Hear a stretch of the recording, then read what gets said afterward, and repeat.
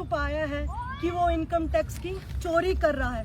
मेरे माँ बाप इतने पढ़े लिखे नहीं है, बिल्कुल उसने अपना जो मेरे भाई बहन उस टाइम 17-18 साल के थे, उस टाइम उसने बैंक अकाउंट में उनका टैक्स बचाने के लिए ट्रांसफ़र करता था पैसे, सैलरी दिखाकर। किसी को वो दिखाता था कि ट्रेनर, किसी को अपना कर्मचारी दिखाकर उसने पैसे डलवाए हमारे अकाउंट में, और उसने वो पैसे वापस भी ले लिए निकलवा कर।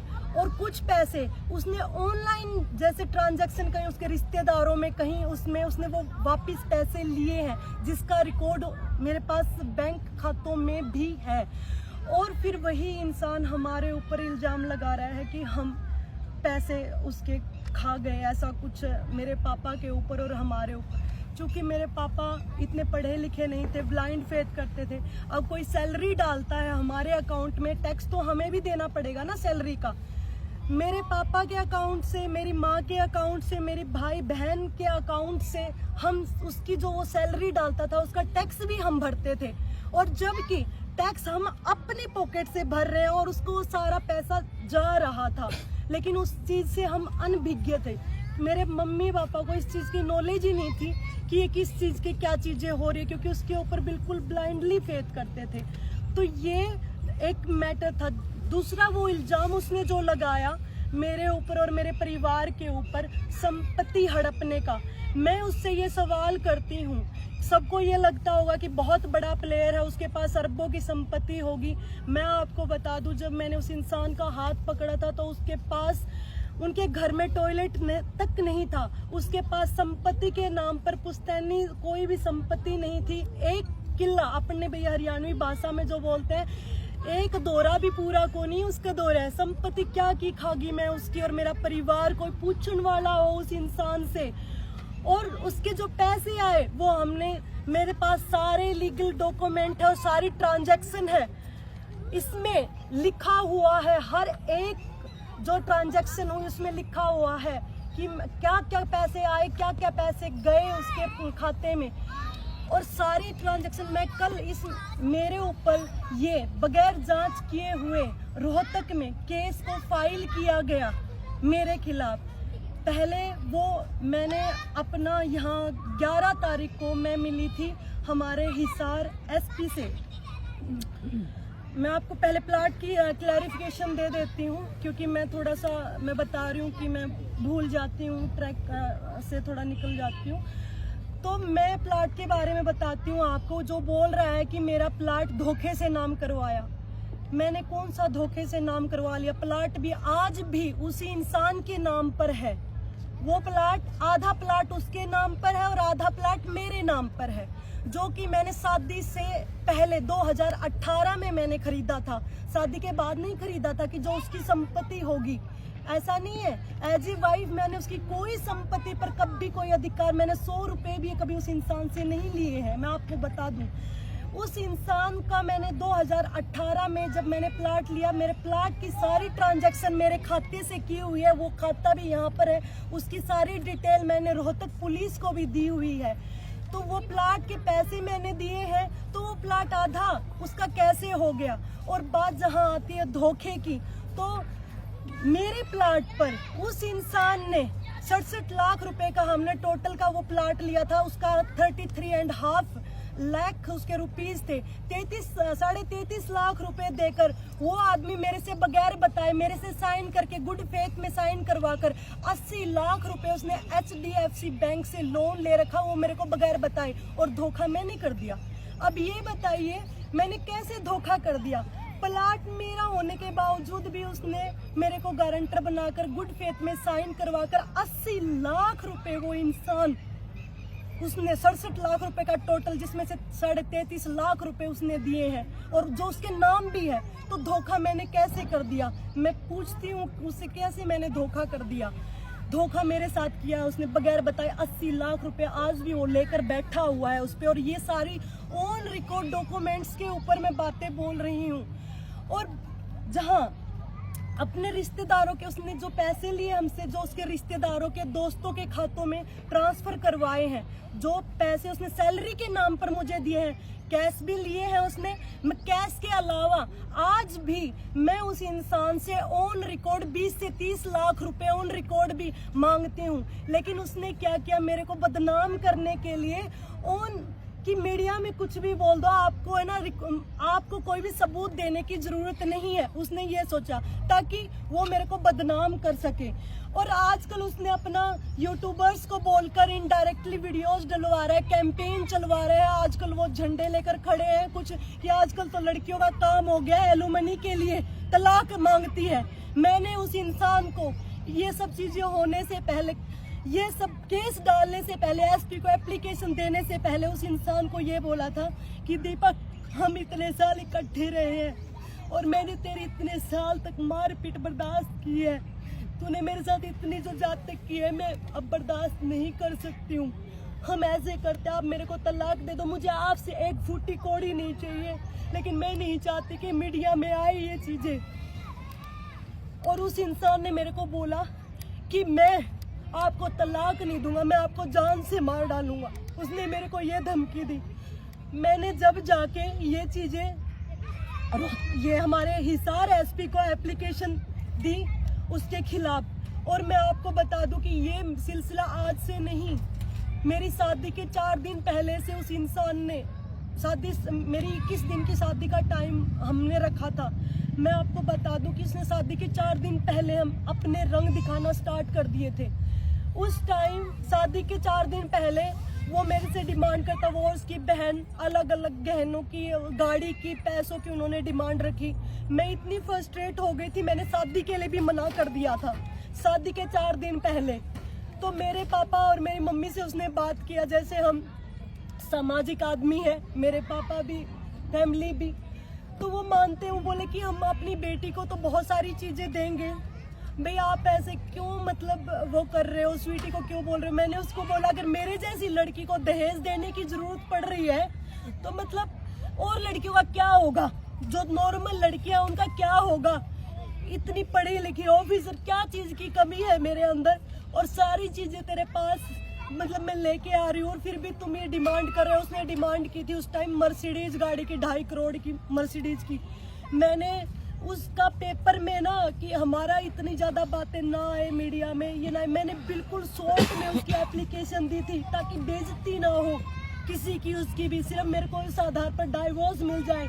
उस टाइम भी मैं शर्म के मारे मैंने पूरी बातें नहीं बताई किसी को भी, और मैंने सिर्फ एप्लीकेशन दी। मैंने 11 तारीख को एप्लीकेशन दे दी, उसको पता चला, उसको बुलाया गया पुलिस द्वारा, वो इंसान आया नहीं। और उसने काउंटर में 25 तारीख को शाम को उसने सिर्फ दरखास्त दी थी झूठे इल्जाम लगा के अपने। तो उस इंसान ने सिर्फ ये इल्जाम लगाए कि धोखाधड़ी की और पैसों वाले मेरे ऊपर इल्जाम लगाए। और इसके बाद उसने कुछ उच्च अधिकारियों से मिलकर, कुछ उच्च अधिकारी उसका मदद कर रहे हैं, और उस उच्च अधिकारियों से मिलके उसने FIR दर्ज करवाई रोहतक में मेरे खिलाफ। उसमें मेरे बारे में बोला गया है, मेरे, क्योंकि लड़की के पास अगर कुछ नहीं मिलता तो उसको बोला जाता है बदचलन, जिसके अवैध संबंध होते हैं। मेरी इज्जत जो मुझे पूरी दुनिया से, पूरे संसार से, पूरी मटेरियल चीजों से प्यारी थी, तो उस इंसान ने मुझे वहाँ पिंच किया। उसको पता था कि मेरे को पैसे से कोई फर्क नहीं पड़ता, मेरे को किसी चीज से, कोई मटेरियल चीजों से फर्क नहीं पड़ता, मुझसे तोड़ा जा सकता है। तो सिर्फ और सिर्फ मेरे कैरेक्टर के बारे में बोल के और मेरे परिवार के बारे में बोल के, तो उसने मेरे परिवार के ऊपर झूठे आरोप लगाए। मेरे परिवार के बारे में, मेरी बहन के बारे में बोला कि 2 बैग मेरी बहन भर के घर से लेके गई, और मैंने चाकू से उसका सिर फोड़ दिया, चाकू से उसका सिर फोड़ दिया। कंप्लेन में उसने ये चीज लिखवाई है, सोते सोते। मैं पागल हूँ जो मैं चाकू से उसका सिर फोड़ दूंगी। चाकू से या तो घाव होते हैं, और कहाँ वो मेडिकल है, कहाँ वो पुलिस ने झूठी जो FIR जो दर्ज की है। कोई भी अगर किसी से पैसे मांगता है तो रिकवरी सूट के लिए डाला जाता है, लेकिन उसने कुछ नहीं किया। पुलिस ने मेरे खिलाफ FIR दर्ज की, मैं गुनहगार नहीं थी, मैंने सारी ट्रांजैक्शन भी दे दी। फिर भी 2 तारीख को पुलिस ने वो एफआईआर दर्ज की, उसमें जो पहले एप्लीकेशन दी थी उसको चेंज करके, उसमें बहुत चीजों को ऐड करके मेरे परिवार के खिलाफ और मेरे खिलाफ ऐड करके वो चीजें उन्होंने उसमें डाली और फिर वो एफआईआर बनाई ताकि वो मेरे ऊपर दबाव बना सके और ताकि मैं आगे जाऊं कि उसको तलाक ना दूं और मैं पूरी जिंदगी उस घटिया राक्षस से मैं पिटती रहूं। मेरे साथ बहुत ज्यादा उस इंसान ने, वो शादी के 4 दिन पहले जो उसने गाड़ी की डिमांड की थी, उसके बाद मेरे पापा ने मेरे सामने इमोशनल होकर बोला कि बेटा 4 दिन रह गए, कार्ड बट चुके, सारी चीजें हो चुकी, अगर हम अब शादी को तोड़ेंगे तो बदनामी होगी हमारी, जबकि मैंने मना कर दिया था। उसके बावजूद उस इंसान ने दोबारा शादी के लिए मेरे पापा मान के गाड़ी फॉर्च्यूनर देने के लिए उसको गाड़ी भी दी और सारी चीजें भी दी उसको, मेरे परिवार ने मजबूरन, और फिर भी उसको और उसकी बहन को सब्र नहीं आया। कौन से, मैंने एफआईआर में तो सिर्फ ये लिखवाया है कि उसने गाड़ी एक मांगी। मेरी ननंद ने मेरे पास, मैं बता दूं, मेरी ननंद ने उसमें समाज में भी कोई ननंद के लिए गाड़ी नहीं देता अलग से, वो मेरा उसके लिए भी मुझे टॉर्चर करती थी, क्योंकि एफआईआर में मैंने सिर्फ मेरे पति को ज्यादा मेंशन किया था क्योंकि मुझे किसी को बदनाम नहीं करना था, मुझे सिर्फ डाइवोर्स लेना था, सिर्फ इसलिए मैंने बहुत लिमिटेड चीजें उसमें मेंशन की थी। वो मेरे को टॉर्चर करती, दिन में 1.5 महीने मेरी शादी को हो गए थे। 1.5 महीने बाद मैं इतनी परेशान हो चुकी थी, मैं छोड़ के अपना मैं कैंप में चली गई। उसके बाद मैंने उसको ब्लॉक, वो बहुत फोन पर भी टॉर्चर करता था, आके भी टॉर्चर करता था और आके मैंने उसको ब्लॉक कर दिया। मेरा जब एशियन चैंपियनशिप में खेलने की मेरा जब गोल्ड मेडल आया तो सबसे पहले वो इंसान एयरपोर्ट पर मिला, लेकिन उसको ये पता कि मैं दुनिया के सामने में कुछ नहीं बोल सकती। वो इंसान वहाँ ये दिखा रहा क्यों मैं इतना सपोर्ट करता हूँ। मुझे पता है कि उसने क्या चीज़ मेरे साथ की और क्या वो कर रहे हैं। वहाँ पे जाके इसके बाद बात आती है,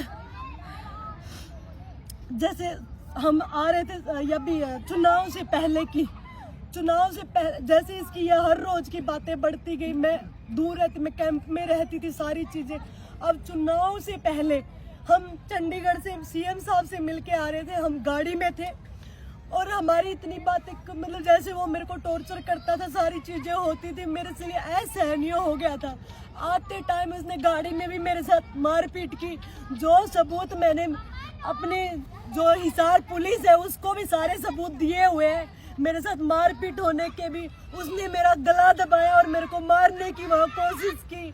मैं उसमें भी मैं भीख मांग रही हूँ कि मुझे छोड़ दे, तुम इसलिए मेरे को टॉर्चर कर रहे हो कि मैं शर्म के मारे, मेरे माँ बाप की इज्जत के मारे तेरे से भी मैं डाइवोर्स नहीं ले सकती, इसलिए तुम मेरे को इतना ज्यादा टॉर्चर कर रहे हो। तो फिर उसने मेरे को छोड़ा नहीं और मेरे को वो टॉर्चर करता रहा। फिर उसके बाद जैसे मेरे मामा जी आते, वो एकदम से बातें बदल जाता है और वो फिर मेरे को दबाव बनाता है। वो ऐसा इंसान है, बोलते बोलते एकदम से चेंज हो जाता है, इतना साइको आदमी है वो। मुझे पता है कि एक बार जब उसको रोने के लिए बोल दिया जाए, जब भी वो रो देगा, जब उसको उसे रोते रोते हंसने के लिए बोल दे, रो के हंसता रहता है। मेरे को मार मार के वो आदमी हंसता था। मुझे नहीं पता, मुझे नहीं लगता कि कोई नॉर्मल इंसान किसी को दर्द देके खुश होता होगा, मुझे नहीं लगता कोई, क्योंकि नॉर्मल इंसान किसी के दुख में दुखी होता है, सुखी नहीं होता है, हंसता नहीं है। वो मेरे को मार मार के हंसता था। तो चुनाव से पहले जो चंडीगढ़ से हम आ रहे थे, उसने मारपीट की, मैंने जाने से घर वालों को सख्त मना कर दिया था। और मैं आपको बता दूं, उससे पहले 2022 में मैंने सुसाइड अटेम्प्ट किया था उस इंसान से, इतनी परेशान होकर, और उसके बावजूद भी फिर भी मैं उस इंसान के साथ रही, क्योंकि मेरे घर वालों का दबाव इतना ज्यादा था मेरे ऊपर कि मेरे घर वाले ये बोलते थे, कोई नहीं बेटा बसा ले, कोई नहीं, आदमी सुधर जाते, नहीं वो होगा, कोई बात नहीं बेटा। पंचायतें हुई, हजारों पंचायतें हुई हमारी, और उन पंचायतों में हमेशा मेरे को बोला जाता था कि मैं ना बोलूं, मैं चुप भी रही। मैंने उसके जुल्मों के खिलाफ आवाज उठाना भी बंद कर दिया। मैं बैठकर कोने में मैं माता रानी का नाम लेती रहती ना, तब भी वो इंसान मुझे छोड़ता नहीं था, तब भी मुझे बुरे तरीके से मारता था। एक चाय पीती थी ना, उससे आवाज आ जाती। जब भी वो इंसान मुझे बुरे तरीके से मारता था, वो ऐसा इंसान मुझे नहीं लगता कि कोई नॉर्मल इंसान ऐसे किसी के साथ जाती कर सकता है। ये सब चीजें मैं बर्दाश्त करती रही, ये और मेरी बर्दाश्त की सब चीजें बाहर हो गई। इलेक्शन के बाद अभी 27 तारीख को भी और उससे पहले मारपीट मेरे साथ हुई, तो मैं सब चीज़ों से मैंने सुसाइड अटेम्प्ट किया और उसमें मैं बच गई। और मेरे घर वालों ने मेरे को बोला कि अगर तुम मर गई तो हमारे पास अब क्या है, तो उन्होंने बोला कि कोई नहीं बेटा तू छोड़ दे, अब हम तेरे को कुछ नहीं कहेंगे। इलेक्शन से पहले मेरे घर वालों ने मेरे को ये बोलकर भेजा था कि अब उन्होंने, उसके दोस्तों ने और उसने और जो पंचायती जो आदमी थे उन्होंने मेरे को विश्वास दिलाया कि ये तेरे साथ मारपीट नहीं करेगा। उन्होंने विश्वास दिलाया और बोले अगर मारपीट की तो मैं तुम्हें डाइवोर्स म्यूचुअल कंसेंट से दे दूंगा। उसने ये बात की हाँ भरी, तो मैं उसके साथ मैं गई, लेकिन वो बिल्कुल भी सुधार में नहीं आया वो इंसान। उसने वही रवैया रखा और मैंने दोबारा जब सुसाइड के लिए अटेम्प्ट किया उस टाइम मेरे घर वाले भी टूट गए। लेकिन मैंने ये चीज़ें कभी किसी को नहीं बताई, क्योंकि किसको मैं बताऊं, अगर बताऊंगी तो इसमें उसको ये लगता रहा कि ये थाने में जाएगी नहीं, पंचायतें होगी तो पंचायतों में बस तुम ड्रामे करना कि माफ़ी मांग लेना, माफ़ी मांगने के बाद तेरे को बार बार ये भेजते रहेंगे और ये इज्जत के मारे थाने में नहीं जाएंगे। तो उस इंसान ने, उसके लिए मैंने 11 तारीख को हमारे एसपी हिसार को बोला सर मुझे इस इंसान के साथ नहीं रहना, मुझे इससे एक फूटी कौड़ी नहीं चाहिए, मुझे चाहिए तो इससे एक तलाक, और जो मेरा सामान है मुझे सिर्फ मेरा सामान चाहिए, मुझे इससे कुछ भी नहीं चाहिए जो मैं लेके गई हूँ। वो सामान की मैंने लिस्ट भी आधी दी हुई, मैंने वो भी पूरा नहीं दिया हुआ, मैं आपको बता दूं। मैंने सिर्फ ये चीज़ बोली और मेरे को 1.5 महीना हो गया, मेरी इसके ऊपर कोई कार्रवाई नहीं हुई।